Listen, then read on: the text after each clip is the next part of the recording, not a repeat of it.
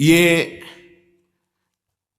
8 बातें भगवत भक्त अपने जीवन में जांच ले कि है कि नहीं है, अगर ना हो तो धारण कर ले। पहला है, संत महापुरुष आपके जीवन में है कि नहीं, ये जांच करनी है। देखा है हमने, अगर किसी संत को आदर्श मानकर आप नहीं चल रहे हो तो दिमाग को खसकते हुए देखा, खसक गया है दिमाग। वो मनमानी आचरण केवल सिद्ध बनने के लिए कर रहे हैं। उनके आचरण ऐसे कि भोले भाले लोग ये समझे कि ये तो सिद्ध है। और जानते हो सिद्ध किसे कहते हैं? ब्रह्म भूता प्रसन्नात्मा न सोचति न कांक्षति समः सर्वेषु भूतेषु मद भक्तिम लभते पराम निर्माण मोहाजित संग दोषा अध्यात्म नित्या विनिवृत्त कामा द्वंद्व विमुक्ता सुख दुख संगई गच्छन्त मूढ़ा। ये स्थिति आनी चाहिए।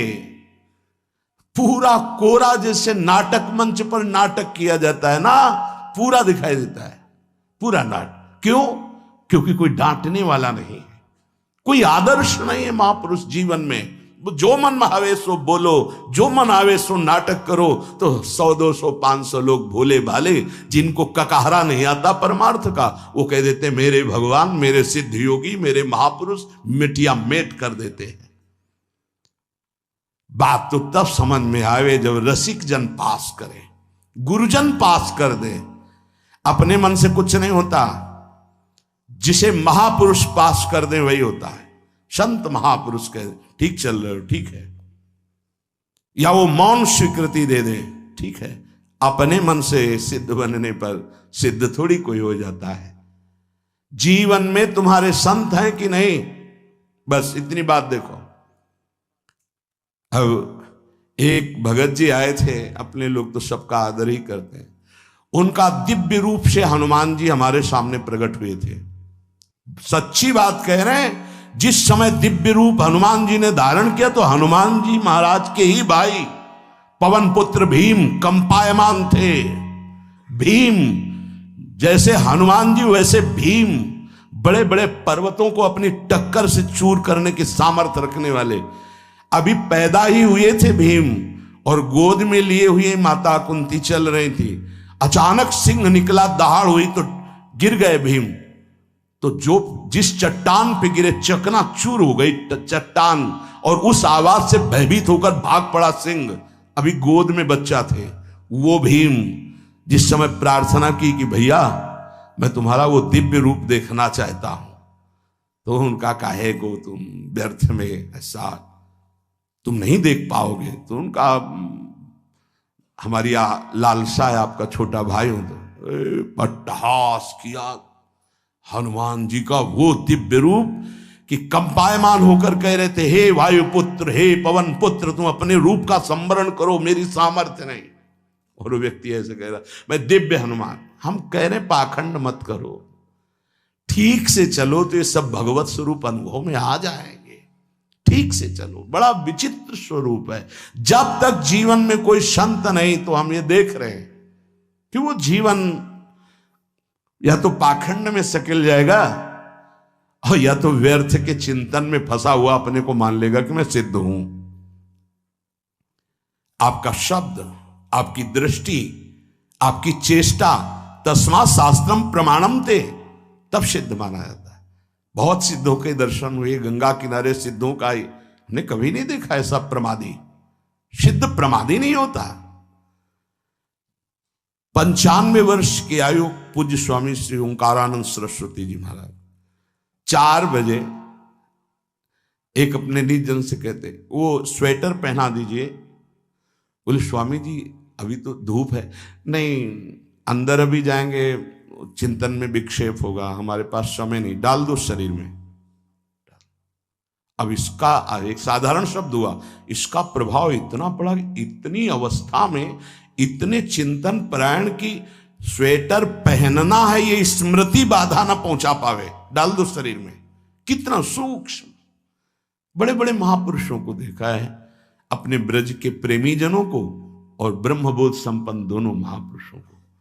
किंचन मात्र कहीं भी कोई भी शास्त्र विपरीत शब्द नहीं, एक सेकंड की चेष्टा नहीं पाई शास्त्र विरुद्ध। और यहां शास्त्र में है ही नहीं, हो ऐसे सिद्ध हो रहे हैं। क्यों? क्योंकि जीवन में किसी आदर्श महापुरुष का अंकुश नहीं। अगर किसी संत का भय तुम्हारे जीवन में नहीं है तो ये माया रौन देगी, पक्का समझ लीजिए। कोई महापुरुष तुम्हारे ऊपर अंकुश लगाने वाला हो। तो इसीलिए जो देहाभिमानी जी होते भाग पड़ते हैं, क्योंकि उनकी सिद्धावस्था में वो बाधा पहुंचाएंगे गुरुजन। असली सिद्ध बनो, नाटक नहीं, तो भाग पड़ते हैं। और जो गुरुजनों की शरण में रहता है वो परिपक्व भगवत प्राप्त महात्मा बन जाता है। इसलिए पूज्य बाबा कह रहे, पहला, किसी महापुरुष का अनुशासन है कि नहीं। प्रगट में अनुशासन जरूरी है, प्रगट में अनुशासन जरूरी है। नारदानंद सरस्वती जी महाराज नैमिषारण्य के पीछे आए थे, कुछ परिक्रम उन्होंने बताया। अब वो पधार गए जो वहां के अधिकारी बनाए गए, विवेकानंद जी। नए वस्त्र धारण करके आ गए। सदवई में मना है, यदि ऊपर का नया वस्त्र हो तो नीचे का पुराना और मलिन होना चाहिए। अगर नीचे का तो फिर ऊपर का पुराना मलिन, मैच नया, क्रीच एकदम, ये सब साधुता के कुछ नियम होते हैं, साधुता की एक मर्यादा होती है। तो वो दोनों नए पहन करके आ गए, भूल हो गई उनसे, देखा शिष्य। और नैष्ठिक ब्रह्मचर्य में सफेद कपड़े पहनाए जाते, तो और वो खिले हुए ऐसे बांधे, ऐसे सब। उनकी दृष्टि गई, लाख लाख जहां बैठकर सत्संग सुनते हैं स्वामी श्री नारदानंद सरस्वती जी, बड़े ही महापुरुष थे, अपार भीड़। और सत्संग के बाद 1 घंटा सबको एकांत चिंतन करो, क्या वहां ब्रह्म ज्ञान का सत्संग होता था। प्रातःकालीन बेला पे जैसे अपने यहाँ सत्संग होता है, वहां थोड़ा विलंब होता था, 5:30 बजे। जो निज जनों का वो योग वासिष्ठ से कैसे तुम्हें बताएं, जो उस सभा में बस यही लगता है कितनी जल्दी देह रात छूटे और अपने स्वरूप में महापुरुषों का वचन का प्रकाश होता है। एक सत्संग होता था सामूहिक सब लोगों को, एक होता था पर्सनल, जो दिव्य साधक हैं केवल वही बैठ सकते हैं, अन्य नहीं। ऐसे पूज्य बाबा के यहाँ भी एक होता था पर्सनल ज्ञान का और एक होता था सामूहिक प्रवचन। तो उस समय सामूहिक सत्संग चल रहा था, काफी सब समाज लाखों की थी। देखा दूर से, एक शिष्य से कहा गौशाला में जाओ, गोबर को गीला कर दो। उनसे कहा विवेकानंद गोबर की छवियां भर करके यहां खड़े हो सत्संग के पास।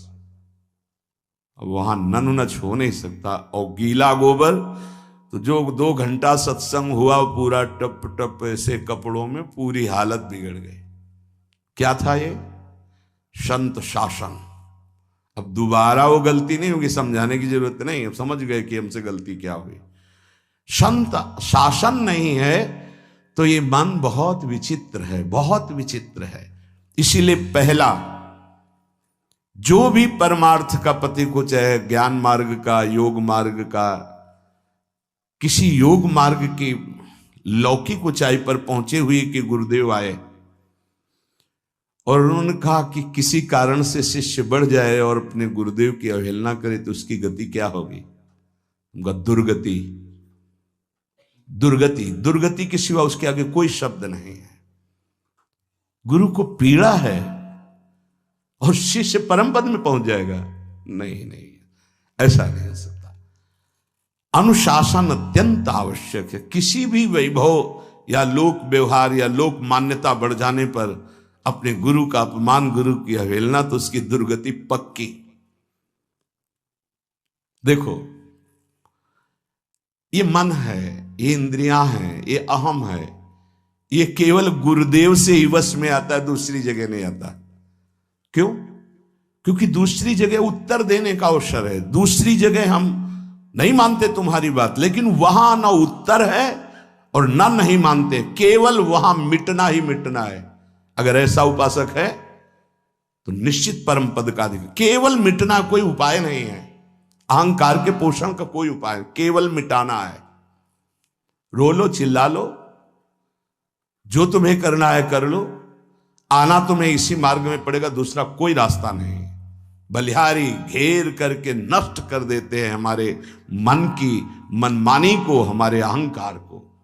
इसलिए जीवन में प्रगट में जिनके जीवन में संत हैं और वो स्वीकार करते हैं उनका अनुशासन, उन्हीं का जीवन प्रकाशित होता है, पक्का समझ लेना। दूसरा, भागवतिक मार्ग में चलने वाले उपासक को सांसारिक पुरुषों की मित्रता करके उनकी संगोष्ठी में नहीं बैठना चाहिए। इस बात को बहुत अच्छे से समझ लो। सांसारिक पुरुषों की जो वृत्तियां होती हैं उनमें बड़ा आकर्षण होता है भोगों का, प्रपंच का। जो साधक भ्रमणशील हैं, अगर वो गृहस्थों के यहां जाकर उनकी सैयाओं पर सोते हैं तो उनकी दुर्दशा क्या होती है चित्त की, वो खुद अनुभव करके देख ले। आज तो शास्त्रीय पद्धति को समझा ही नहीं जा रहा। जब बड़े बड़े सुभट गंगा किनारे त्याग वैराग्य ज्ञान के मिले ना, तो आगे का रास्ता खुलता चला गया।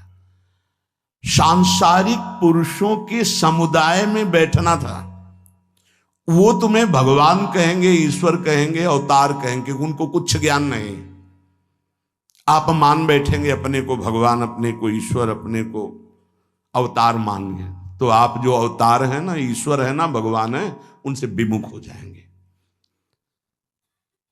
यहां जो भी अवतरित हुए हैं भगवत पार्षद, वो सदैव दैन्य ही रहे हैं। आप देख लीजिए, उच्च कोटि के महापुरुष चाहे जितनी ऊंचाई पर चढ़े हों, सदैव भगवान की ही स्थापना की है।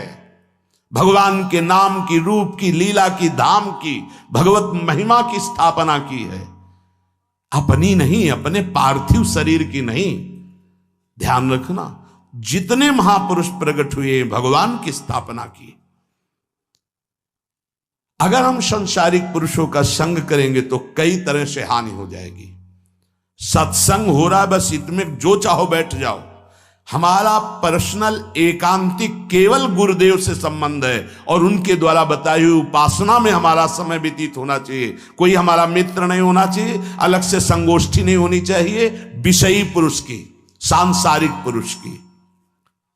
तीसरा, किसी भी अपनी निंदा करने वाले के प्रति कभी भी बुरा व्यवहार बर्ताव नहीं करवाना चाहिए, क्योंकि भगवान प्रेरित करते हैं निंदा करा करके महान बनाने के लिए। ये शब्द याद कर लो।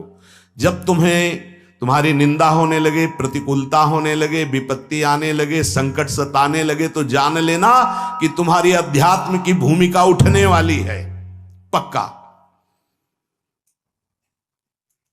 ये अध्यात्म की भूमिका उठना बहुत कठिन होता है। अध्यात्म का प्रवचन कर लेना बहुत सरल होता है, नहीं?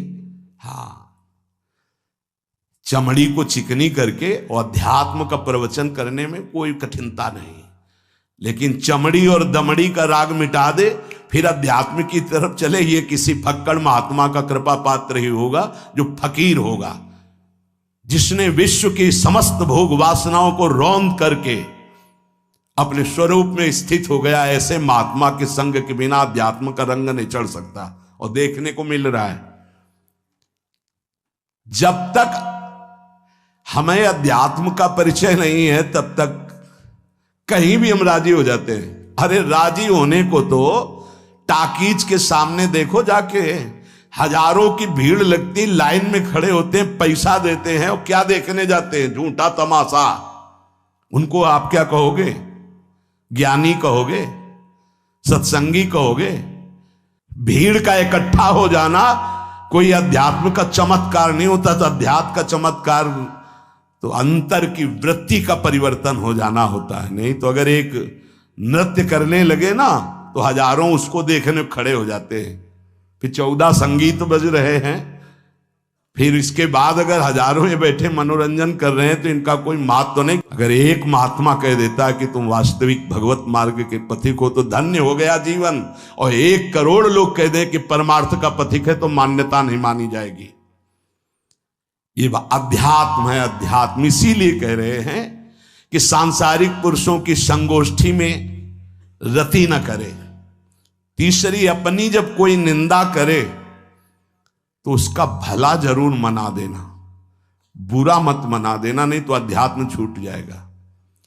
अपने पास सामर्थ्य होने पर नीचापमानम सुधा, वो नीच है, हम उस पर शासन कर सकते हैं, पर उसके द्वारा किए हुए अपमान को सह गए और अंदर से मनाया, भगवान तुम्हें सुखी रखे, स्वस्थ रहो, और कभी भी हम आपका विरोध नहीं करेंगे, जब अवसर मिले तब फिर हमारी निंदा करना, भगवान तुम्हें स्वस्थ रखे, तुम्हारा कभी अमंगल न हो।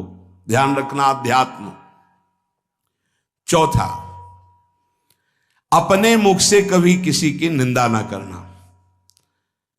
निंदा व्यक्तिगत नाम लेकर के की जाती है, सिद्धांत सार्वभौम वर्णन होता है। जैसे यहां हम कह रहे हैं, वो निंदा सिद्धांत के विपरीत आचरण में जो चलते हैं उनकी है।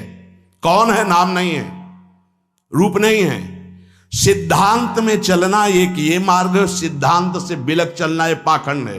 पाखंड और दंभ की निंदा होती, और सत्य की कोई निंदा करे तो वो प्रकाशित होता है। सत्य निंदा से ढकता नहीं। जैसे कोहरा थोड़ी देर के लिए सूर्य को ढकने का नाटक कर सकता है, लेकिन सूर्य जब प्रकाशित होगा तो कोहरे की धज्जियां उड़ जाएंगी।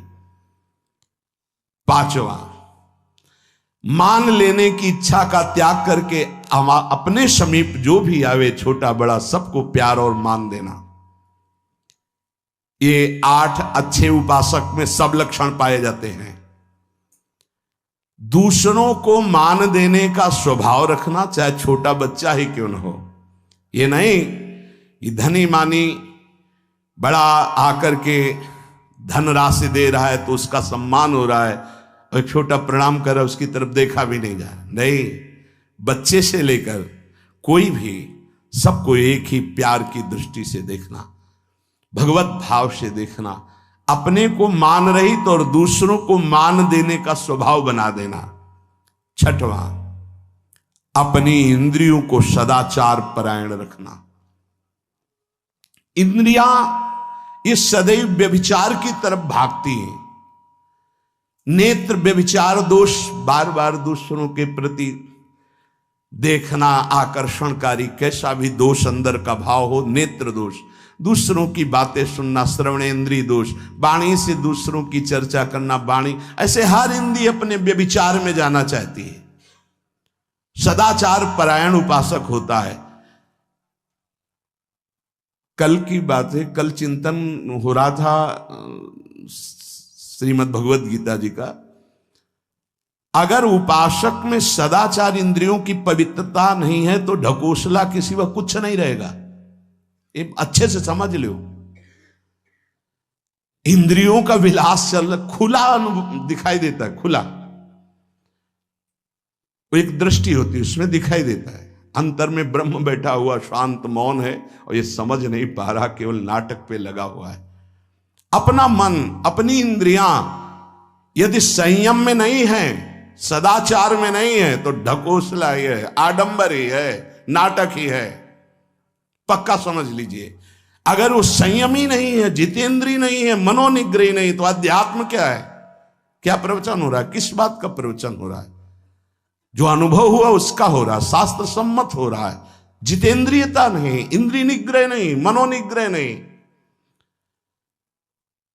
छठवां, सदाचार परायण, अर्थात इंद्रिय और मन शास्त्राज्ञा के अनुसार चले। जिसका इंद्रिय मनोनिग्रह युक्त समय व्यतीत होता है भगवत चिंतन में, वो महापुरुष है। अभी वर्तमान में ही है, चिंता मत करो, स्थिति जागृत होने में देर नहीं। बंद रखो अपनी खिड़कियों को, कहीं माया की हवा ना घुस जाए। सच्ची सच्ची तुममें बहुत सामर्थ्य है, जागो। अगर झुक गए तो रौंद दिए जाओगे। एक एक बात अच्छे से समझ लो। मुस्कुरा के, प्रेम व्यवहार दिखा के, अपनापन करके फिर तुमको अधीन किया जाएगा। माया भगवती बहुत बलवती है। ऐसे करके फिर ऐसे प्रहार करती है, क्योंकि साधक बहुत प्रवीण है, ऐसे में अपने को बचा लेगा, लेकिन ऐसे में बचाना बहुत कठिन होता है। हमारी बात को समझ लेना, ऐसे में बचाना बहुत कठिन होता है, बहुत कठिन होता है। समर्पण का मिश, सेवा का मिश, अपनापन का मिश। हमारी इंद्री, हमारा मन बहुत धोखेबाज है, हमें कोई धोखा नहीं दे सकता। ये हमारा मन, हमारी इंद्रियां हमको धोखा देती है। साधु, साधक, परमार्थ पथिक, भक्त इस बात से परम सावधान। सदाचार और सरलता, संयम के साथ हमारा समय व्यतीत होना चाहिए। किसी के गवाही की जरूरत नहीं है, किसी के प्रमाण की जरूरत नहीं। आप खुद अपने हृदय की भूमिका को नाप लीजिएगा, कितनी ऊंचाई पर चढ़ रहे हो आपको खुद अनुभव में समझ में आ जाएगा। जो इंद्रियों का गुलाम, मन के द्वारा भ्रष्ट आचरण करने वाला है, वो कुछ भी हो, कोई भी हो, कहीं भी हो, दुर्गति शब्द से ही संबंध है। जीते जी दुर्गति, फिर फांसी ऐसी लगे तेषम दुख न हो।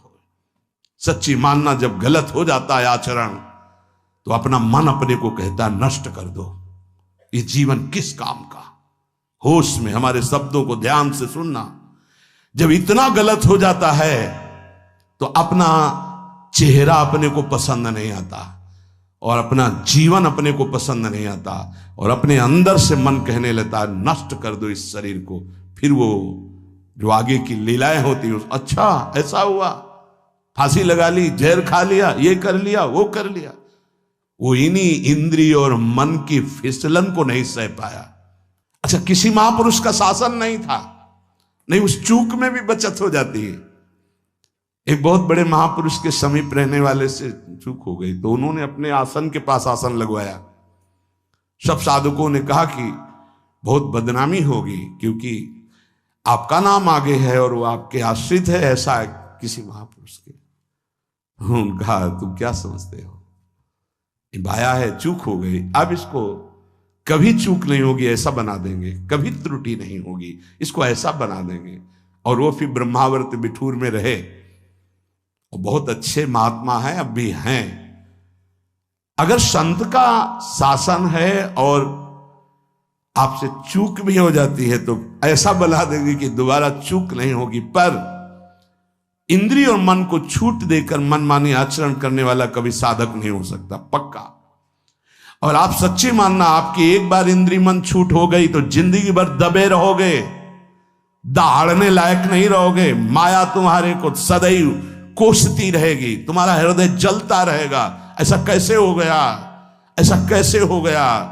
जब ऊंचाई की तरफ सोचोगे तो सामने वो अगर प्रायश्चित करके मिटा दिया है तो बात है, नहीं तो वो कर्म सामने आ जाएगा। लगेगा नहीं, हम इसी ऊंचाई लायक नहीं, नहीं हम इस ऊंचाई लायक। आपसे प्रार्थना कर रहे, अगर चूक हो गई हो तो उसको मिटा दो, नहीं आगे बढ़ने में बाधा पहुंचा देगा। अपने गुरुजनों से सलाह करके उसका प्रायश्चित कर लेना चाहिए। अगर गुरुजन कर दे जाओ कुछ नहीं तो कुछ नहीं, खत्म खेल, वो निपटा देंगे, वो करुणामय है, उनमें बड़ी सामर्थ्य है। पर छठवां सूत्र, सदाचार, संयम, जितेंद्रियता, मनोनिग्रह साधक में होना ही चाहिए। जो साधक एकांत में मनोरंजन करके अपने जीवन को नष्ट कर रहे हैं, अच्छा होता गृहस्थ धर्म में रहते, बाल बच्चे पैदा करके मेहनत करके धर्म पूर्वक कमाते और समाज की सेवा करते। यदि अखंड ब्रह्मचारी वैराग्य मार्ग के पथिक हो तो चूक ना होने पावे प्रार्थना करते हैं। इंद्रियों को शिथिल ना होने देना, मन को शिथिल मत होने देना, नहीं तो ऐसा बंधन ये बांध देते हैं कि बड़े बड़ों को सर झुकाकर चलना पड़ता है। रौंद देती है माया, ध्यान रखना, सर उठाने लायक नहीं रह जाता।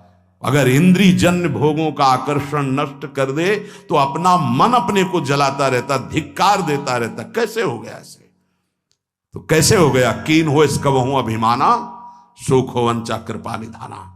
कहीं अभिमान हो गया कि मैं ब्रह्मचारी हूं, मैं जितेंद्री हूं, मैं मनोनिग्रही हूं, तो ठाकुर जी ने दाना फेंक दिया, देख भला मनोनिग्रही है तो मत चुन। लेकिन कृपा पात्र साधक पुनः अपने आप को सावधान करके सदाचार में ही स्थित रहे। आज सदाचार को समझा ही नहीं जा रहा कि सदाचार है क्या। सातवां, किसी भी पद को साधक कभी स्वीकार न करे। समाज में बड़े पद मिलते हैं, यहां भगवत प्राप्ति की वार्ता हो रही। किसी भी पद, किसी भी सम्मान को स्वीकार न करे। ये सब उपाधियां हैं, अगर उपाधियां स्वीकार की तो उपद्रव शुरू हो जाएंगे। कोई उपाधि स्वीकार न करो तो इतने महान बन जाओगे कि पूरे विश्व में तुम ही होगे। ये भी बात याद कर लो। कोई भी छोटी मोटी उपाधि स्वीकार की तो उस महान को नहीं प्राप्त कर पाओगे। विश्व में तुम ही होगे, या तो ज्ञान में तो एक तुमसे बड़ा कोई है नहीं, और अगर भक्ति में तो तुमसे छोटा कोई नहीं, तो विश्व में तुम ही तो हुए ना। सब बड़े और आप छोटे, विश्व में आप त्रणादपि सुनीचेन, और ज्ञान तो हम ब्रह्मास्मि, सबको समेट लिया अपने में, एक के सिवा दूसरा कोई नहीं। यह है उपाधि रहित महापुरुष की स्थिति। कोई उपाधि स्वीकार न। अनंत ब्रह्मांडों का महारत्न इंद्र नीलमणि, जहां जहां भक्त मेरा चरण रखे वहां वहां रखूं हाथ, पीछे पीछे मैं फिरूं कभी न छाड़ूं साथ। इससे बड़ा कोई पद होगा? निरपेक्षम मुनिम शांतम निर्वैरम समदर्शनम अनुब्रजाम्य हम नित्यम पूये अत्यंगुरेणु भी। जिसकी चरण रज लेने के लिए परब्रह्म परमात्मा पीछे डोलता है, वो है ये पद। जब कोई पद नहीं स्वीकार करता तो ये पद प्राप्त होता है। इसलिए सातवां, किसी भी उपाधि को, पद को साधक कभी स्वीकार न करे। आप यहां के अमुक बन करके अमुक नहीं, सेवाएं सब हैं पर सेवक हूं, कोई पद नहीं। देख लो बड़े बड़े महापुरुषों को। पूज्यपाद उड़िया बाबा जी ने जब देखा तो दंड का विसर्जन कर दिया कि पद की तरफ एक घसीट रहा है। गंगा जी में महाप्रभु चैतन्य देव जी ने गंगा जी में जो हमारे परम पद के बीच में आएगा वो सबका प्रवाहित कर देना ही उचित है। बहुत समझना, पूरे जीवन भर याद रखना, यह अध्यात्म है। अध्यात्म कभी कोई भी उपाधि स्वीकार ना करे। वो बहुत जल्दी उपाधियां सामने लिख दी जाती है, तभी कोई वो स्थिति ही नहीं आती। उपाधि, हमारे ब्रजमंडल में एक से एक महापुरुष हुए हैं। बाबा प्राण धन रहे हैं, कितने संत महापुरुष, और उनको यहां प्यार से ब्रजवासी जन मेरो बाबा प्रिया प्रीतम के लाडले। कोई उपाधि नहीं, कोई पदवी नहीं, कोई प्रतिष्ठा नहीं। और आठवां, ये आखिरी, किसी भी परिस्थिति में अपने आराध्य देव का चिंतन ना छूटने पावे। पूर्णता ये तभी हो सकता है जिसके जीवन में ये तीन बातें हैं। आखिरी वाली बात, किसी भी परिस्थिति में अपने लक्ष्य का चिंतन न छूटने पावे। ये तीन बातें जिसके जीवन में है तो ये आखिरी बात पूर्ण होगी। आखिरी और पहली दो बहुत जोर की बात थी। पहली थी किसी संत महापुरुष का शासन, और पूर्णता आई किसी भी परिस्थिति में अपने लक्ष्य का चिंतन न छूटना। बीच में अपने आप सब आ जाएगा। तीन बातें, पहली व्यवहार शुद्धि, दूसरी नियम निष्ठा, और तीसरी प्रतिज्ञा पालन। तुम चाहे जिस संप्रदाय के हो, जिस वर्ण के हो, चाहे जिस आश्रम के हो, और चाहे जो हो, यदि तुम परमार्थ के पथिक हो, ये तीन बातें नहीं है तो तुम्हारा पतन हो चुका है। पतन हो जाएगा नहीं, नाप लो, तुम्हारा पतन हो चुका है। पहला, व्यवहार शुद्धि। आपका जीवन किस मार्ग का पथिक है? बोले गृहस्थ। आप अपनी मर्यादा में, आपकी जो मर्यादा है प्रवृत्ति मार्ग की, उसी के अनुसार एक सीमा में रहकर आपका इंद्रियजन्य व्यवहार। दूसरा, आप कौन? विरक्त मार्ग के पथिक। अब निवृत्त मार्ग के पथिक के बहुत से रास्ते हैं, संन्यास, योग मार्ग, अमुक अमुक अमुक अमुक, लेकिन हर निवृत्ति मार्ग का एक ही उपदेश है, उसका व्यवहार शुद्ध होना, इंद्रिय संयम, मनोनिग्रह। अगर वैरागी होकर इंद्रिय संयम नहीं है, मनोनिग्रह नहीं, तो उसका व्यवहार अशुद्ध है। इसी में सब आ जाएगा।